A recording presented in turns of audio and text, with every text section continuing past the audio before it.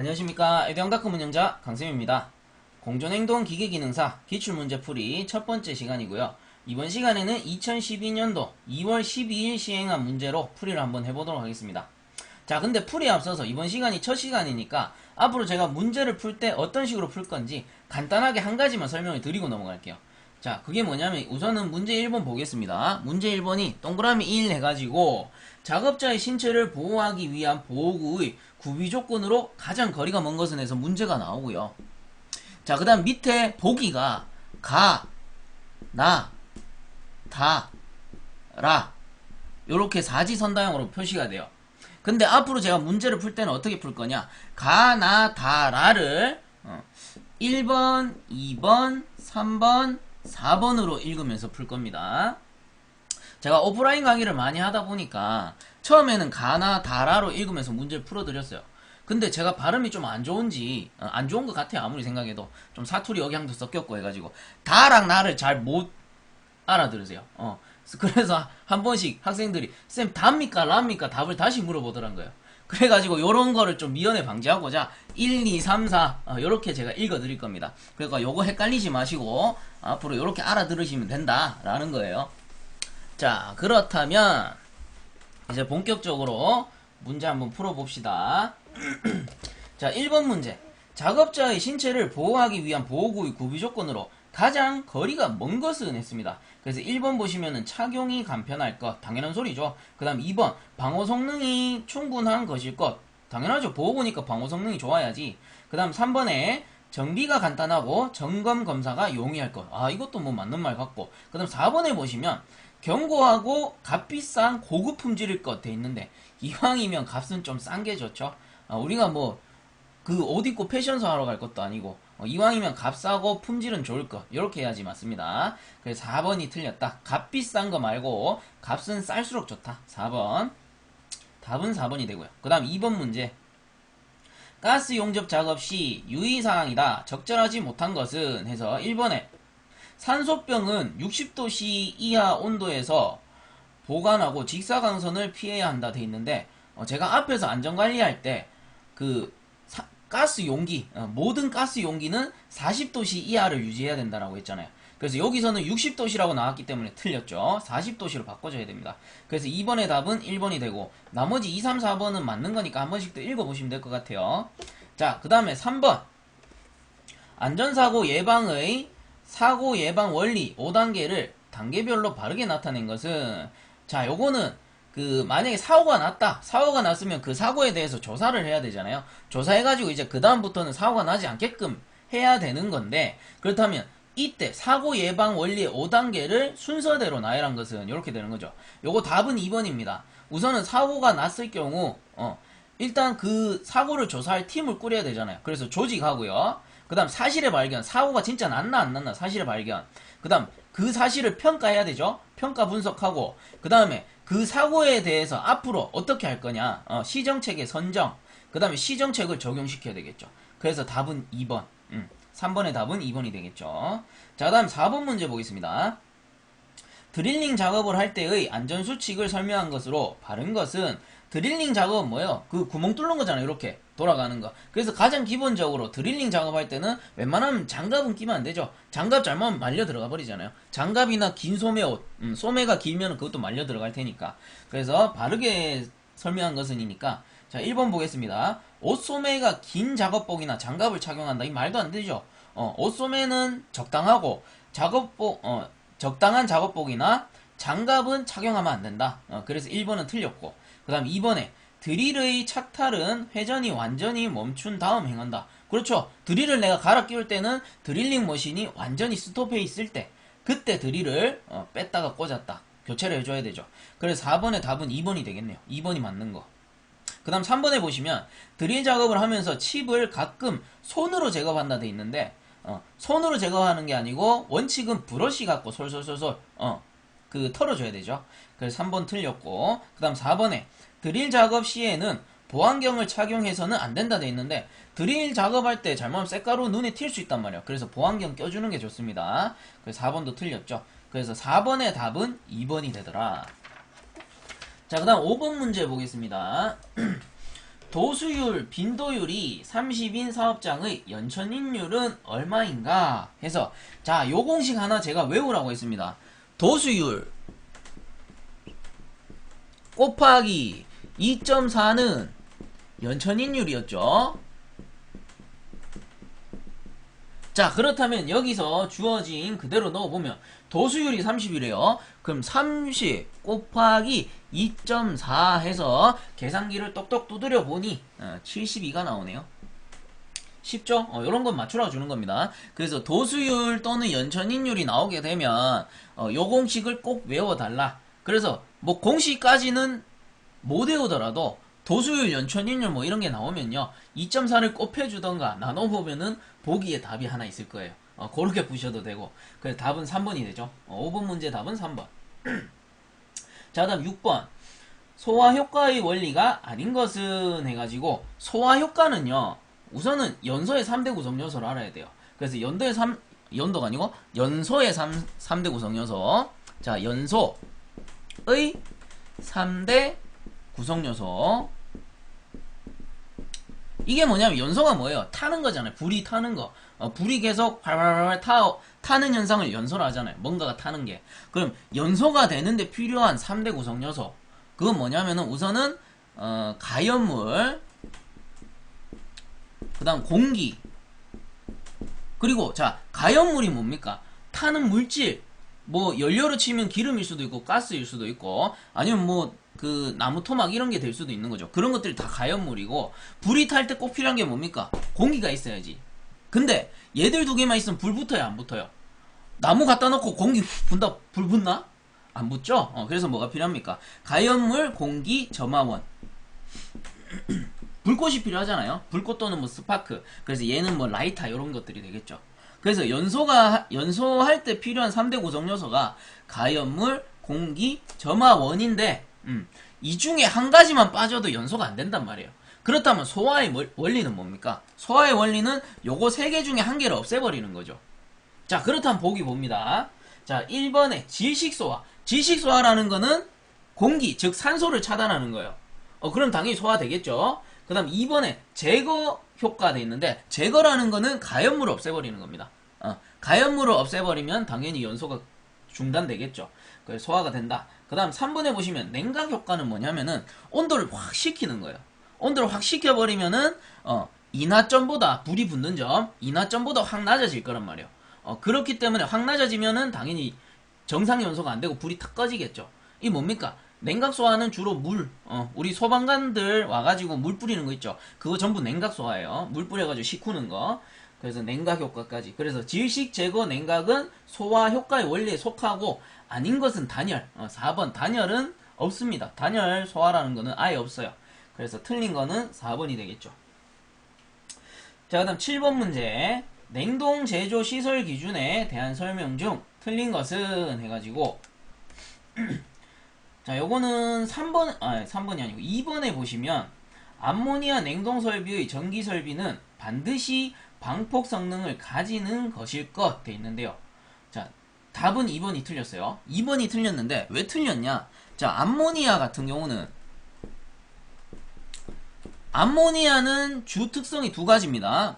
뭐냐? 우리 냉매에서 배웠잖아요. 독성이면서 가연성이에요. 가연성. 그럼 여기서 이제 중요한 건 뭐야?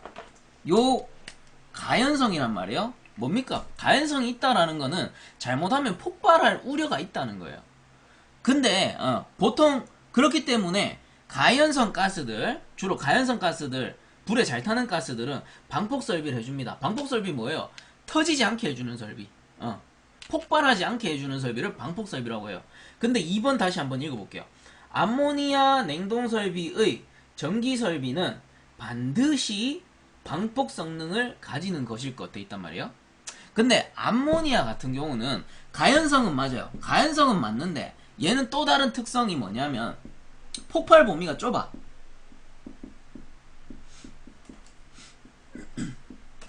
좁다. 자, 이 말은 뭐냐면요. 어지간해선 잘 안 터진다는 거예요. 폭발 범위가 짧다. 폭발 범위가 좁다는 거는.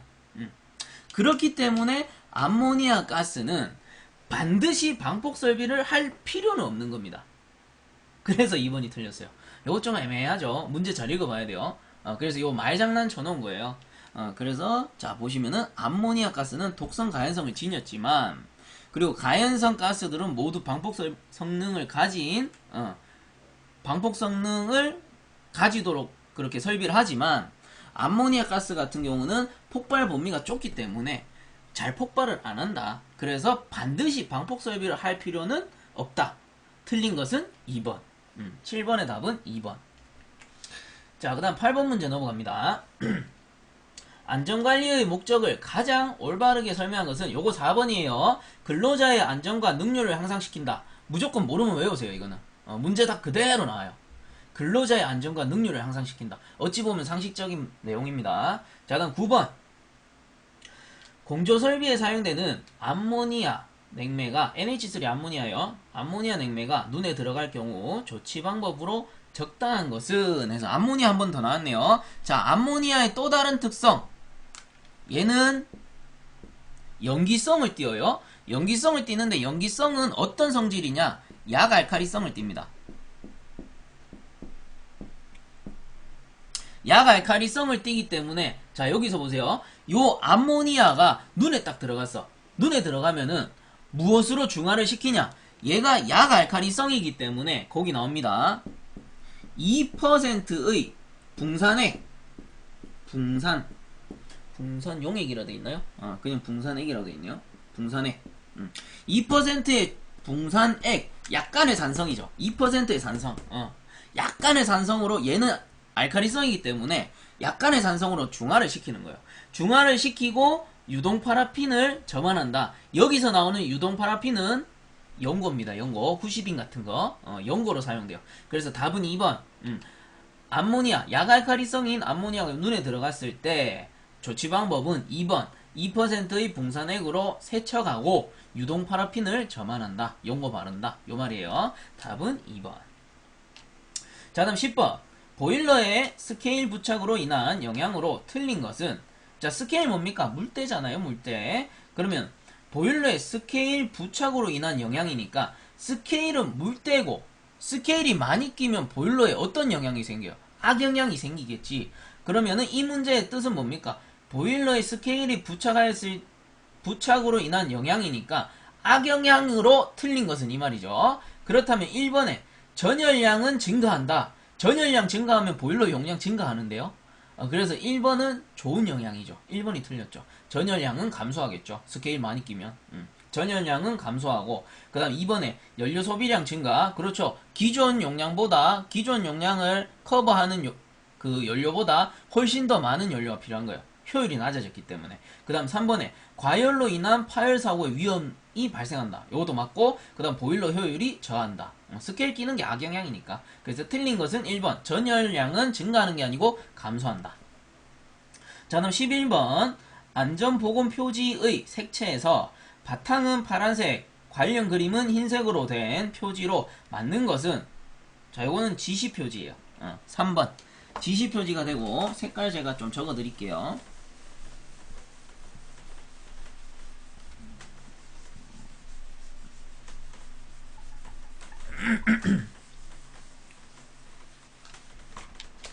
자, 여기서 나오는 게 1번 금지 표지, 그 다음에 경고, 지시, 마지막이 안내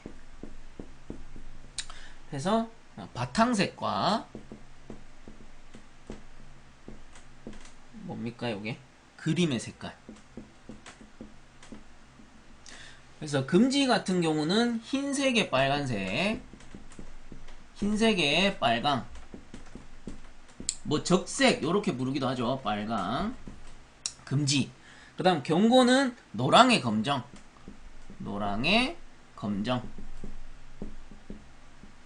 그 다음 지시 표지는 파랑에 흰색,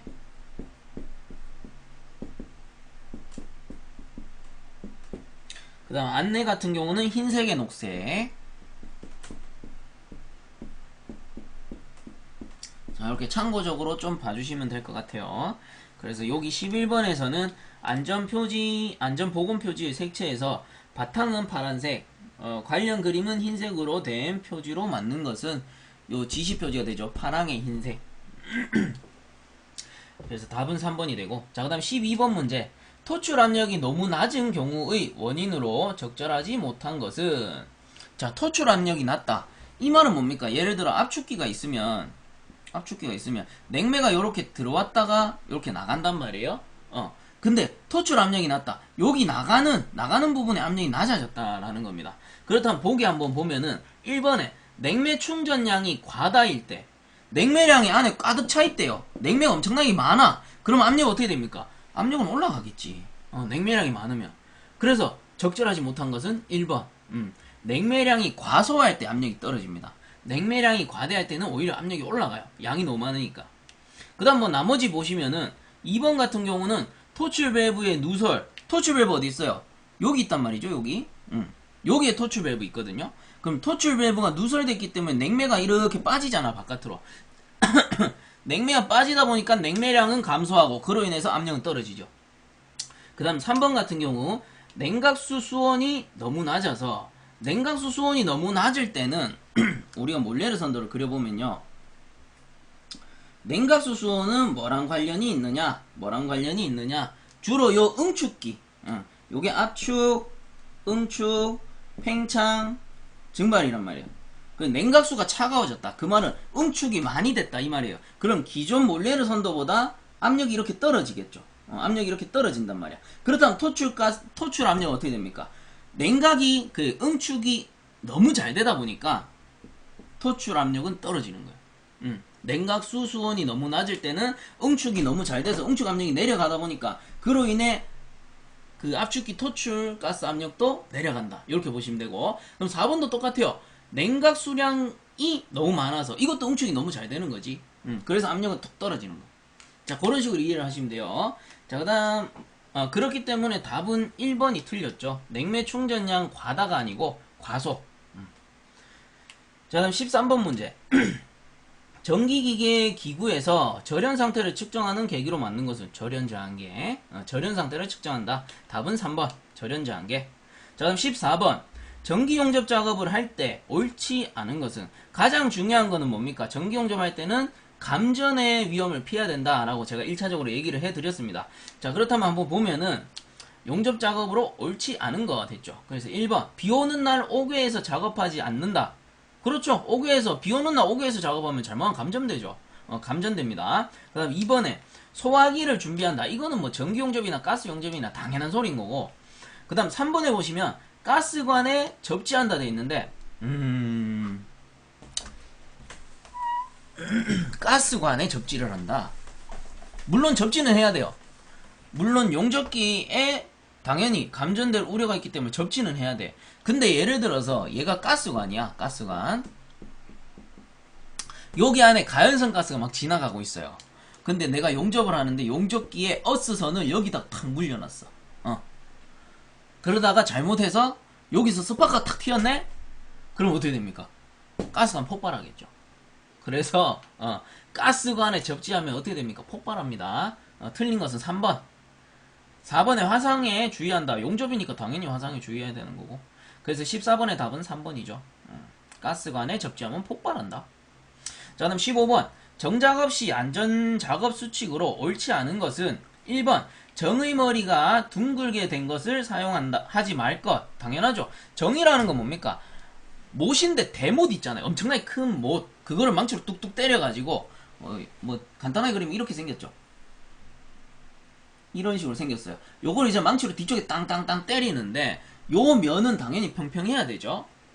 그래서 여기서 보시면 정의 머리는 둥글게 된 것을 사용하지 말 것. 요건 당연히 맞는 거고, 그 다음 2번에 처음에는 가볍게 때리다 점차 타격을 가할 것. 그렇죠. 처음에는 살살살살 때리다가 어느 정도 구멍이 뚫리고 그 정이 안착이 되면 세게 때리는 거죠.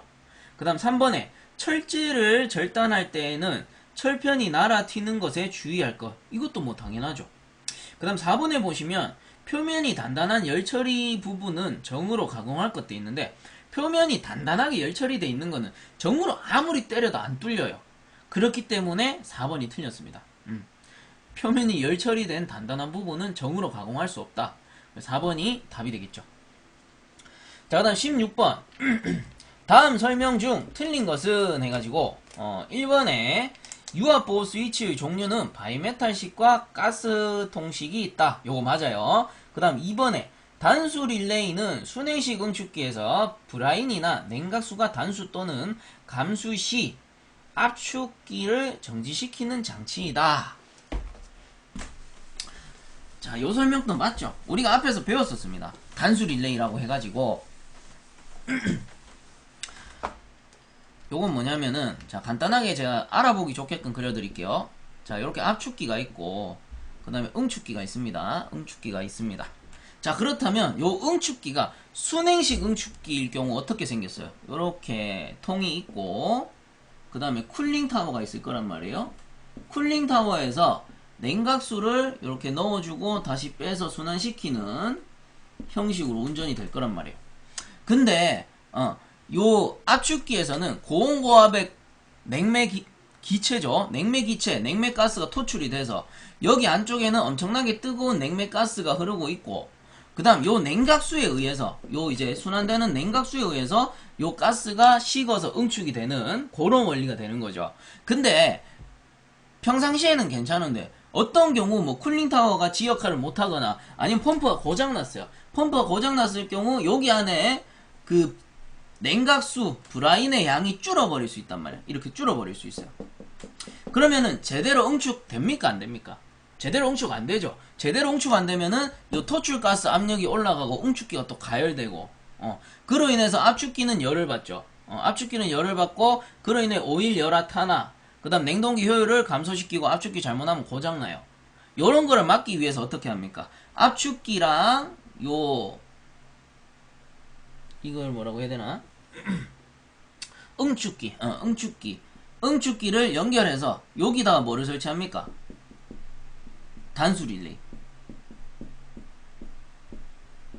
단수 릴레이를 설치해가지고 압축기와 인터록을 시켜두죠. 그럼 어떻게 돼요? 요 수위가 감소했을 때 신호를 보냅니다. 단수 릴레이에. 야, 여기 냉각수 지금 모자란다. 그럼 잘못하면 압축기 고장날 것 같아. 그럼 요 단수 릴레이가 그 명령을 들어서 압축기를 탁 꺼버리는 거예요. 그렇게 어떻게 합니까? 요 냉동기를 보호하는 장치가 되는 거죠. 그래서 2번도 맞아요. 단수 릴레이는 순행식 응축기에서 브라인이나 냉각수가 단수 또는 감수 시 압축기를 정지시키는 장치이다. 일종의 안전장치. 그 다음 3번에 가용전은 토출가스의 영향을 직접 받지 않는 곳에 설치한다. 당연하죠. 가용전이 뭐예요? 용기에다가 뭐 이렇게 있으면 용기가 이렇게 있다. 가스 용기가 이렇게 있다. 그럼 여기 상부에다가 이렇게 설치를 하죠. 요게 가용전이다.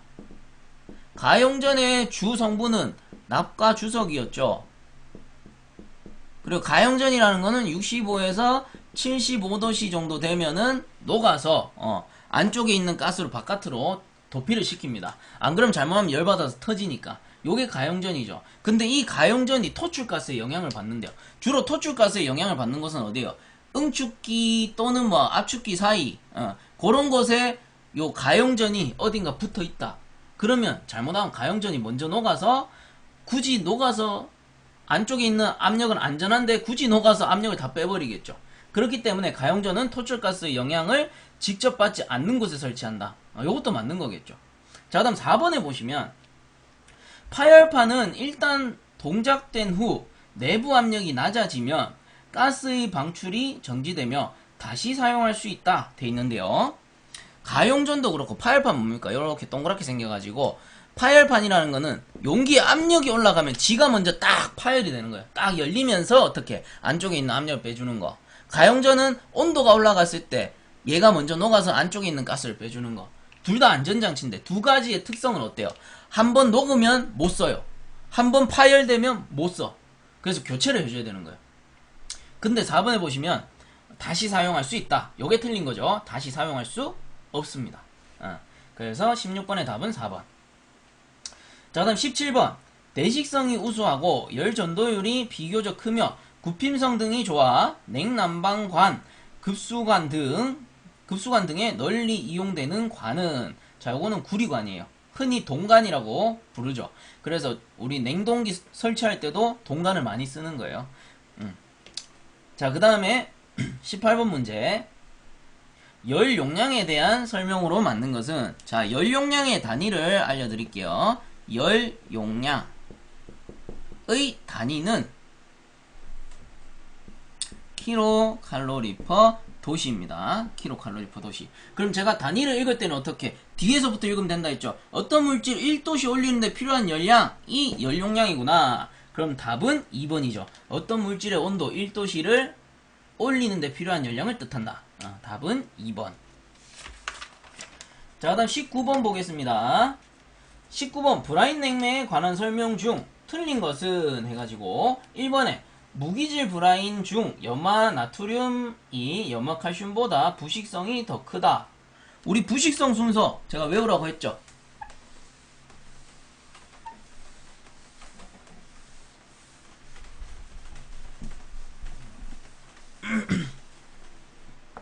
자, 무기질 브라인의 부식성 순서 나, 마, 카, 염화 나트륨, 염화 마그네슘, 염화 칼슘.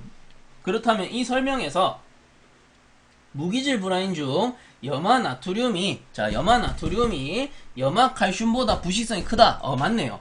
나마카. 1번은 맞고요. 그 다음 2번. 염화 칼슘 브라인은 공정점이 낮아 제빙 냉장 등으로 사용된다. 요것도 맞아요. 그 다음 3번에 브라인 냉매의 pH 값은 7.5에서 8.2 약알칼리로 유지하는 것이 좋다. 왜? 운전하면 서서히 산성화되니까. 그래서 3번도 맞아요. 그럼 4번에 보시면 브라인은 유기질과 무기질로 구분되며 유기질 브라인의 부식성이 더 크다. 틀렸죠. 무기질 브라인, 요 나마카가 부식성이 더 큽니다. 그리고 요 나마카를 제외한 나머지 브라인들은 뭐였어요? 유기질 브라인이다. 그래서 부식성이 큰 거는 무기질 브라인. 4번이 틀렸죠. 자, 20번 문제. 주기가 0.002 S일 때, 요게 세크예요. 0.002 세크일 때 주파수는 몇 헤르츠인가 해가지고, 자, 주파수 구하는 공식 F는 T분의 1 해가지고 F를 우리 헤르츠, 주파수 HZ 이렇게 쓰죠. 헤르츠라고 하고, 그 다음 요 T를 주기라고 합니다. 주기 또는 시간, 세크가 되겠죠. 분의 1 하면은 주파수가 나온다. 그렇다면 주파수 구해보면은 주기가 지금 0.002 세크라고 했잖아요. 그래서 F는 0.002 분의 1 해서 계산기 똑똑 두드려 보면은 500이 나올 겁니다. 500Hz. 답은 3번이 되겠네요. 자, 다음 21번. 액순환식 증발기에 대한 설명 중 맞는 것은 해서, 자, 액순환식이라는 건 뭐예요? 액을 순환시킨다. 액을 순환시킨다라는 말은 펌프를 이용한 강제순환식이 되는 거죠.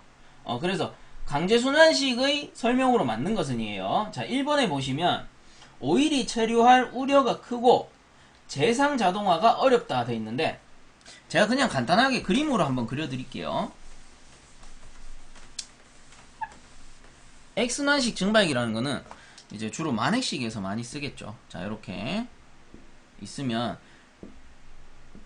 이쪽에 이제 팽창밸브가 이렇게 설치되어 있고, 팽창밸브 설치되어 있고, 여기 밑에는 액이 고여 있어요. 액이 고여 있는데 액을 어떻게 밑에서 위로 이렇게 공급을 하죠.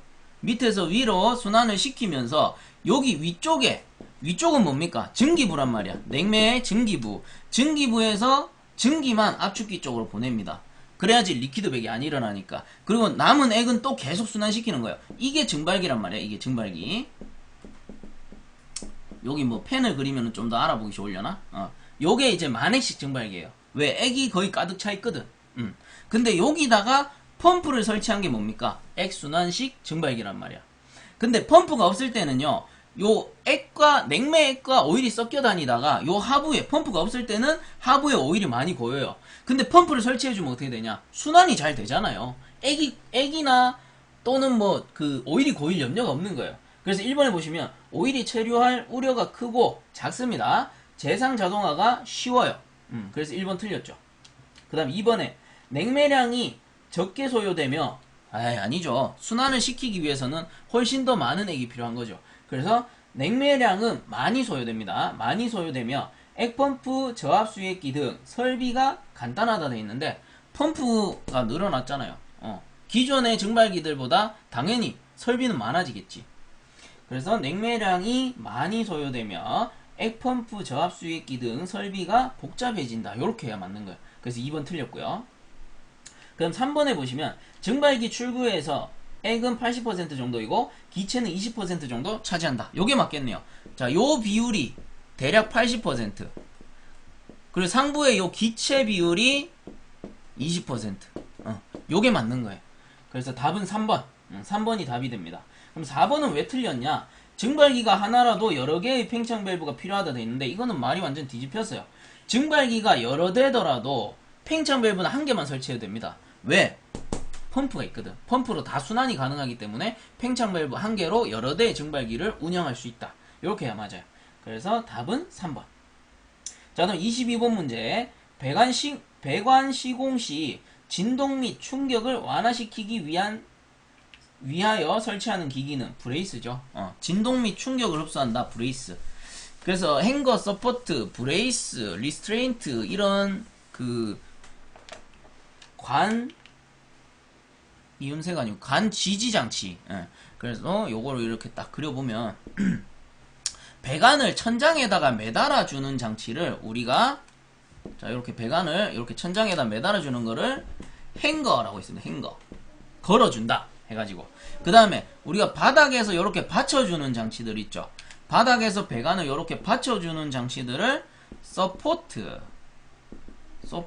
또는 뭐 서포터라고 읽었던가?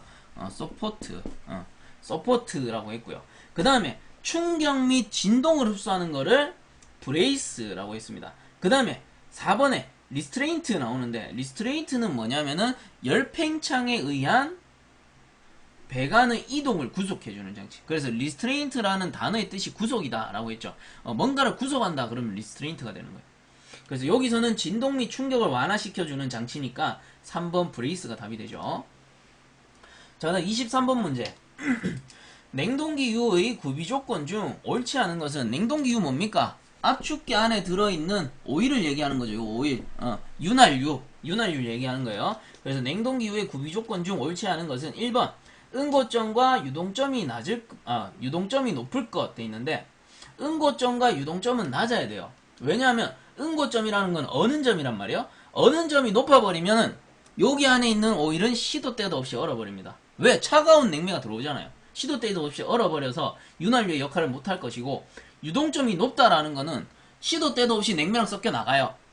그래서 여기 안에 있는 오일이 부족해질 우려가 있죠. 그렇기 때문에 응고점과 유동점은 낮을수록 좋다. 그래서 1번이 틀렸고요.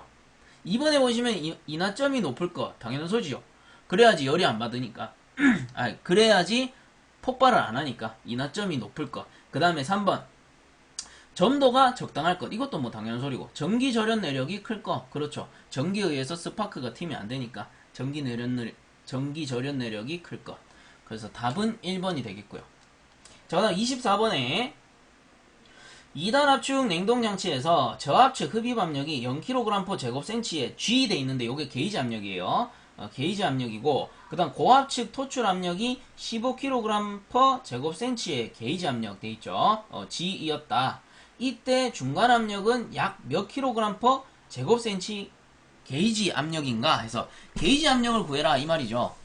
근데 이제 이런 문제 푸실 때는 우선은 처음에 푸실 때는 절대 압력으로 바꿔주신 후에 절대 압력을 구해가지고 다시 게이지 압력으로 바꿔주셔야 돼요. 그렇다면 우리가 절대 압력 환산하는 공식을 우선 알아둬야 되죠. 그래서 제가 절대 압력 구하는 공식 절대계 절대진이라고 있습니다. 절대계 절대진이 되고 자 게이지 압력일 땐 플러스 진공 압력일 땐 마이너스라고 했어요. 근데 여기서는 게이지 압력만 나와있기 때문에 위의 공식만 써놓고 한번 풀어보도록 하겠습니다. 그리고 여기서 이제 필요한 거는 중간 압력은 몇 kg/제곱센치인가 몇 kg/제곱센치의 게이지 압력인가 해서 중간 압력 구하는 공식은 PM은 루트 PH 곱하기 PL이었죠. 고압분의 저압에다가 루트를 씌우면은 중간 압력이 나오더라. 그럼 한번 구해볼게요. 여기서 이제 0kg 제곱센치에 게이지라고 나왔단 말이에요. 단위를 보시면 kg 제곱센치에 게이지, 자 G라고 표시되는 거는 전부 게이지 압력, 그 다음 V라고 표시되는 거는 전부 진공 압력, 그리고 A라고 표시되면은 절대 압력이 되는 거예요. 절대 압력. 요건 참고적으로 봐주시고요. 그렇다면 여기서 지금 주어진 게 저압이 0kg 제곱센치 게이지 압력이고 고압이 15kg 제곱센치의 게이지 압력이니까 얘들을 절대 압력으로 바꿔주는 거예요. 그러면 고압이 15kg 제곱센치의 게이지 압력인데 여기다가 어떻게 합니까? 게이지 압력에다 대기압을 더하면 절대 압력이 되죠. 그래서 표준 대기압은 1.0332kg 제곱센치란 말이에요. 그럼 얘가 절대 압력으로 바뀔 거고요. 거기다 곱하기 저압은 0이죠. 0kg 제곱센치에 더하기 표준 대기압 1.0332 1.0332. 자, 이렇게 하면은 절대 압력이 나옵니다. 거기에다 루트를 씌우고, 그래서 요거를 구해보시면은 답이 4.07 나옵니다. 4.07 단위로 써보면 kg 제곱센치에 절대 압력이 되죠. 왜? 요걸 더해줬잖아. 더해줬으므로 우리가 절대 압력을 구한 거예요. 근데 문제에서는 뭐를 구해라?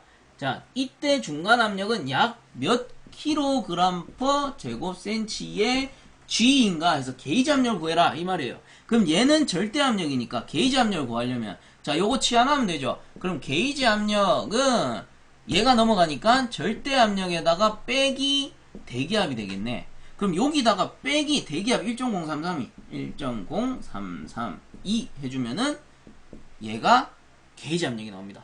그래서 답이 3.03 kg 제곱센치에 요게 G가 되겠죠. 게이지 압력을 구해라 라고 했으니까. 자, 해서 요 녀석은 답은 2번이 되겠네요. 3.03. 자, 그 다음 문제 25번. 터보 냉동기 윤활 사이클에서 마그네틱 플러그가 하는 역할은, 자, 이거 문제 다 그대로 나와요. 4번. 윤활 사이클로 공급되는 철분을 제거하여 장치의 마모를 방지하는 역할. 요 녀석이 마그네틱 플러그입니다. 자, 다음 26번. 수액기에 부착되지 않는 것은, 자, 수액기라는 게 뭐였다?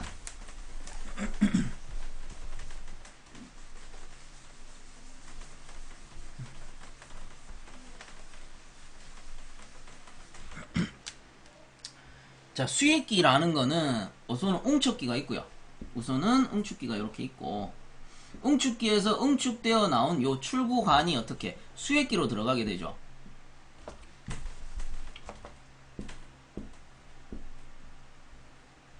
자, 고온고압의 액체가 수액기로 들어가게 되면 하부에는 액이 이렇게 고일 것이고, 요 액을 어떻게 수액기 출구축 빨대를 이렇게 길게 연결해 놓는단 말이에요. 그러면 하부에 있는 액만 이렇게 끌려 올라가서 액만 그 다음 팽창 밸브로 갈 수 있게끔 해둔 게 요게 수액기죠. 수액기. 액만 걸러서 팽창 밸브 쪽으로 공급하는 장치, 요게 수액기가 되고, 자, 그렇다면 수액기에 부착되지 않는 것은 했습니다. 수액기에는 그 고압 수액기 또는 뭐 이제 대용량 수액기에는 액면계가 설치가 돼요. 액면계 뭡니까? 이렇게 유리로 생겨가지고 안쪽에 액면이 얼마만큼 차있나, 분응축 가스가 얼마만큼 차있나, 이런 걸 감시하기 위한 게 액면계고, 그 다음 안전밸브. 이 녀석이 고온고압의 장치니까 당연히 안전밸브 있어야 되죠. 압력을 너무 많이 받으면 안전밸브가 탁 터지면서 수액기를 보호해줘야 되고요. 그 다음 오일 드레인 밸브라고 해가지고 냉매랑 섞여 들어오는 오일은 요 하부에 고일 거란 말이에요. 요 오일을 빼주는 장치를 뭐란다? 오일 드레인 밸브라고 합니다. 여기 밸브 이렇게 설치하겠죠. 근데 수액기에 부착되지 않는 유일한 장치는 뭐냐? 요쪽 편에 설치가 됩니다. 이렇게 해서 S라고 적혀있죠. 뭐예요? 솔레노이드 밸브, 전자 밸브. 전자 밸브라는 거는 수액기와 별도의 장치죠.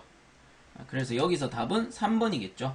수액기에 부착되지 않는 것은 3번 전자 밸브. 별도의 장치입니다. 별도의 장치. 자, 그 다음 27번에 두 가지 금속으로 폐회로를 만들었을 때 두 접합점에 온도 차이를 주면 열 기전력이 발생하는 현상은 해서, 자, 이거 제가 앞에 진도 나갈 때 그 15강에서 문제풀이 하면서 한번 짚어드렸었어요. 이런 문제가 사실 제일 골치 아프다고. 저는 이런 문제를 별로 좋아하지 않지만 저희가 현재 자격증을 따기 위해서는 어떻게든 풀어야 되죠. 그래서 출제자가 아니지만 풀기 위해서는 용어 해석이 조금 필요하더라 해가지고 풀기는 풀었는데 조금 찝찝한 문제다. 제가 그렇게 말씀드렸었어요. 그래서 한 번만 더 짚어보죠. 자, 여기서 말하는 27번에 우선은 답 알려드릴게요. 27번의 답은 3번이에요. 열전효과. 그래서 여기서 말하는 열전효과가 뭐냐? 열전효과. 자, 열전효과의 종류로는 제백효과, 그 다음 펠티어 효과, 뭐 톰슨 효과, 이렇게 세 가지 종류가 있다라고 했죠. 그러므로 열전효과가 뭐였다? 요 세 가지를 통틀어서 열전효과라고 한다. 앞에서도 설명을 한번 했었어요. 열전효과라는 게 뭐다?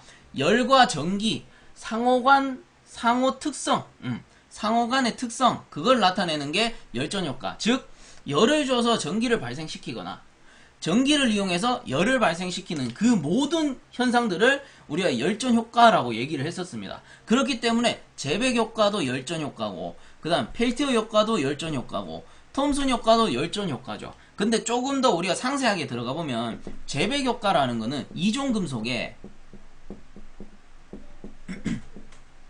열을 가해가지고 열을 주어 전기를 발생시켰어요. 그래서 이 녀석은 발전기의 원리에 사용된다 라고 했죠. 열병합 발전기 이런거. 그 다음 펠티어 효과라는 건 뭐였어요? 이 녀석은 이종금속에 전기를 주어 열을 발생시킨다. 여기서 이제 발생시키는 열이 방열일 수도 있고 흡열일 수도 있는데 흡열 그 작용을 이용해서 우리가 냉동기의 원리로도 사용을 했었습니다. 전기식 냉동기. 그 다음 톰슨 효과라는 거는 뭐였다? 얘들은 이종금속인데 톰슨 효과라는 거는 동종금속이었어요. 동종금속. 동종금속에 전기를 가해서 열을 발생시킨 것. 요거를 우리가 흔히 톰슨 효과라고 했단 말이에요. 자, 그렇다면 문제를 한번 다시 읽어봅니다. 27번에 두 가지 금속으로 폐회로를 만들었을 때 두 접합점에 온도 차이를 주어, 자, 열을 준 거죠. 온도 차이를 주면 열 기전력이 발생하는 현상. 열 기전력 전기입니다. 전기. 전력이잖아요. 그러면 뭡니까? 열을 주어 전기를 발생시켰다. 제백이네. 제백. 근데 보기에 제백이 있어요? 없어요? 없습니다. 제백이 없어요. 그래서 이거는 문제 보기로 장난을 좀 쳐놓은 거예요. 자, 그럼 어떻게 우리가 해석을 해야 되냐? 일단은 보기로 봅니다. 1번에 평형효과라는 건 아예 없죠. 그 다음 톰슨 효과는 뭐예요? 동전금속에 전기를 주어 열을 발생시켜요. 전기를 줘서 열을 발생시키기 때문에 아니야. 톰슨은 일단 아니야. 문제는 열을 줘서 전기를 발생시켰으니까. 그 다음 3번은 일단 보류. 그 다음 4번의 펠티어 효과 뭡니까? 이종금속에 전기를 줘서 열을 발생시켰어. 그럼 얘도 아니야. 일단 아닌 거 1번, 2번, 4번은 절대 아니에요. 그럼 맞는 거는 3번인데 3번은 그럼 왜 맞습니까? 이게 제백입니까? 맞죠? 제백일 수도 있죠. 왜? 열전 효과가 제백이고 펠티어고 톰슨이니까. 그렇다면 이렇게 해석해야 되는 거죠. 요 보기에서 제백이 없기 때문에 제백이 없으므로 제백이 열전 효과에 포함이 되잖아요. 그래서 제백이 열전 효과에 포함이 되기 때문에 열전 효과가 답이 되는구나. 이렇게 보셔야 된다는 거죠. 그래가지고 제가 뭘 했습니까? 풀고 나도 찝찝하죠. 뭔가 좀 이상한데 하면서 그래도 어쩔 수 없죠. 출제자는 저희가 아닙니다. 그리고 문제 푸실 때는 절대로 출제자가 돼서는 안 돼요. 이건 아닌 것 같은데 이런 생각을 가지시면 문제를 못 풀어요. 그렇기 때문에 이렇게 이해를 하는 거예요. 보기에 제백 효과가 없어. 근데 제백 효과로 우리가 답을 찾을 수 있는 거는 열전 효과밖에 없다라는 겁니다. 왜? 문제에서 열을 줘서 전기를 발생시켰거든. 그래가지고 27번의 답은 3번 열전 효과. 이렇게 되는 거죠. 자, 다음 28번 문제. 흡입배관에서 압력 손실이 발생하면 나타나는 현상이 아닌 것은, 자, 흡입배관에서 압력 손실이 발생했대요.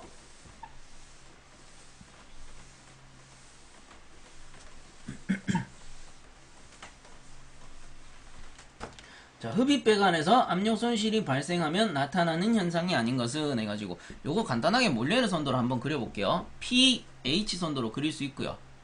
자, 몰레르 선도를 우리가 이렇게 그릴 수가 있죠. 근데 요 문제에서는 흡입배관의 압력 손실이 발생하면 나타나는 현상 해서, 당연히 1번에 보시면 흡입배관의 압력 손실이 발생했으니까 토출가스, 아니 토출가스가 아니고 1번에 흡입압력은 당연히 저하되겠죠. 흡입압력이 어딥니까? 여기 밑에 측, 요게 흡입압력이란 말이에요. 요게 흡입압력 얘가 토출압력이잖아요. 그래서 흡입압력이 손실됐대요. 이렇게 떨어진 거지. 이런 식으로. 이런 식으로 떨어진 거지.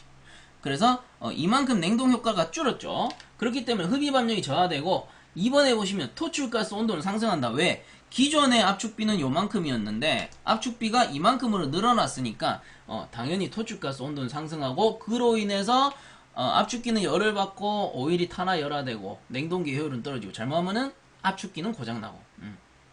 자, 그래가지고 그 다음 3번에 보시면 비체적은 감소한다 돼 있는데, 비체적 선은요 여기서 시작되죠. 요렇게 요렇게 요렇게 요렇게 요렇게 요렇게 요렇게 요렇게 올라간단 말이에요. 근데 비체적 선이라는 거는요 위쪽으로 갈수록 값이 작아져요. 반대로 밑으로 내려갈수록 값이 커져요. 그럼 흡입압력이 밑으로 내려갔잖아요. 흡입압력이 손실됐기 때문에. 그럼 비체적은 어떻게 됩니까? 비체적은 밑으로 갈수록 증가한다라고 했죠. 근데 3번에 보시면 비체적이 감소한다. 틀렸죠. 비체적은 어떻게? 압력이 내려갈수록 증가하더라. 그래서 3번이 틀린 겁니다. 비체적은 감소가 아니고 증가한다. 그럼 4번의 최적 효율은 당연히 저하겠죠. 냉동기 전체적인 효율이 떨어졌기 때문에. 모든 효율은 떨어지는 겁니다. 흡입압력이 떨어지게 되면. 그래서 답은 3번이 됩니다. 자는 29번 유니언 나사이음의 도시기호로 맞는 것은 해서, 요거는 답은 3번이에요. 3번이 유니온이고, 1번 같은 경우는 플랜지음, 그 다음 2번 같은 경우는 일반 나사이음이에요. 일반 나사이음. 그 다음 4번 같은 경우는 용접이음입니다. 자, 그다음 30번 문제. 가열원이 필요하며 압축기가 필요 없는 냉동기는 가열원, 버너가 필요하다. 압축기는 없다. 흡수식 냉동기 2번이죠. 자, 이런 거는 뭐 맞추라고 주는 거고요. 그 다음에 31번 문제. 옴의 법칙에 대한 설명 중 옳은 것은